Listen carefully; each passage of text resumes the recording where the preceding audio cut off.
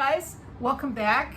Today is Monday and I have said I'm going to do a prepping recipe tonight, cooking from my prepping pantry. I'm going to try to do that on Monday evenings now. So if y'all have any ideas that you would like for me to try, just let me know and I'll try. Tonight I'm going to make a chicken noodle casserole. I've never made this before. This is an experiment for me as well. I'm using the Knorr pasta sides. I cut it open already. The chicken flavor, it's noodles. I'm using 2 of these. And while I'm talking, I have my water and my butter coming to a boil on the stove. Then I'll put my pasta in and cook it for 7 minutes. Then we'll bring it to the table and I'm gonna add a can of the chunk chicken breast, Great Value brand, and a can of peas. I may or may not top that with breadcrumbs, and then I'm gonna bake it. So I'm gonna make like a casserole. I'm gonna put it in a 9x9. I've already sprayed with Pam. My baking dish is all ready to go. So that's what I'm doing tonight. Just trying to find some ideas to be creative with how I'm gonna use my food that I have in my prepper pantry. I have ideas and I have a list of things in my prepper notebook, a list of recipes that is, that I'm planning for all of these items that I've stored.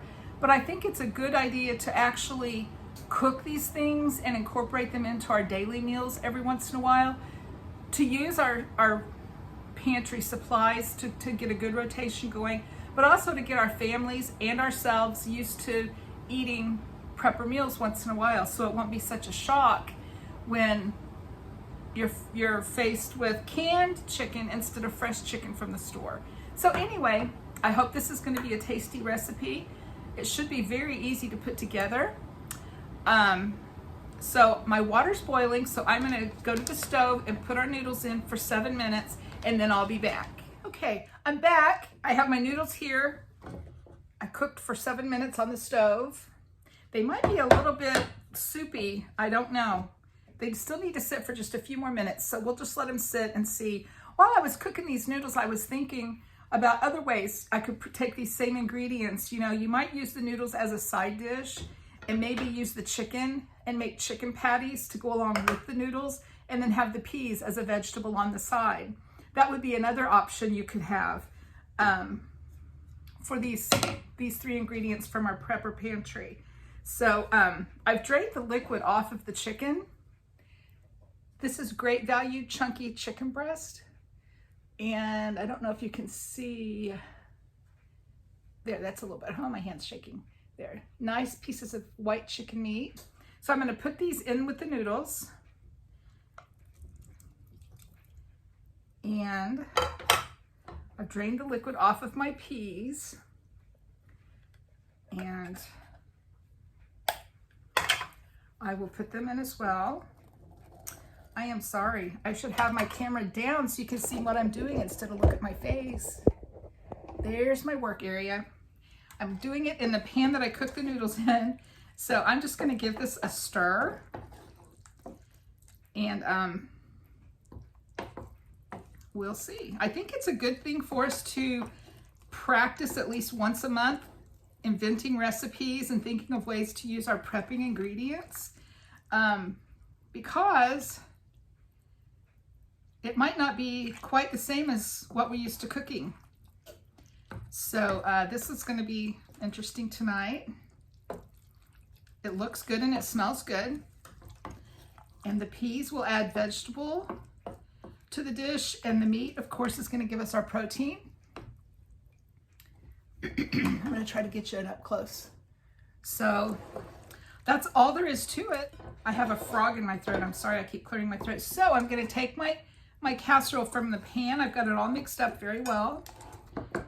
And I did not add any salt because usually the processed things like the noodles and chicken, they have a fairly high sodium content.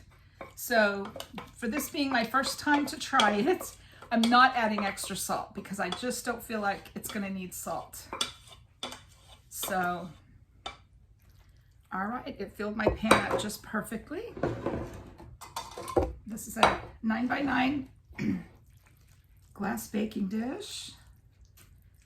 It looks really good, except I have a frog in my throat.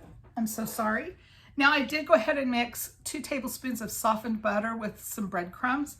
I didn't measure, I just estimated what I thought I would need for a casserole this size.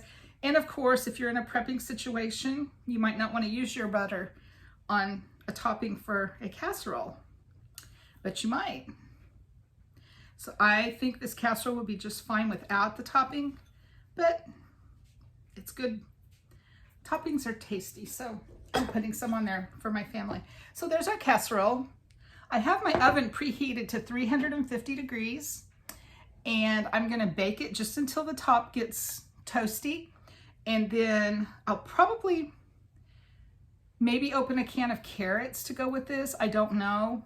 If I were in a prepping situation, I would not use 2 vegetables for this meal because I would want to save my resources. So I'm not sure, what I'll do for tonight.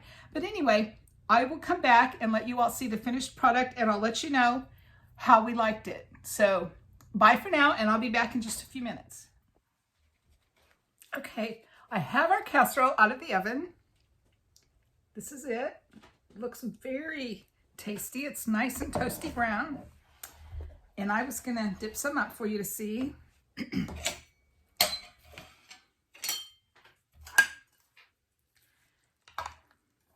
I was concerned it was a little too juicy, but it has baked really nice. It's just perfect texture.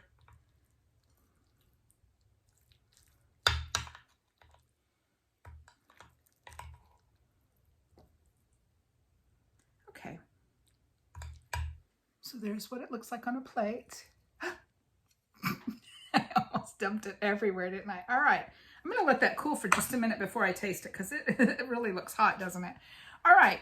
I just wanted to say real quick that not only would this be a good meal for a prepping situation, but if you need to save on your grocery budget, this is a very budget-friendly meal.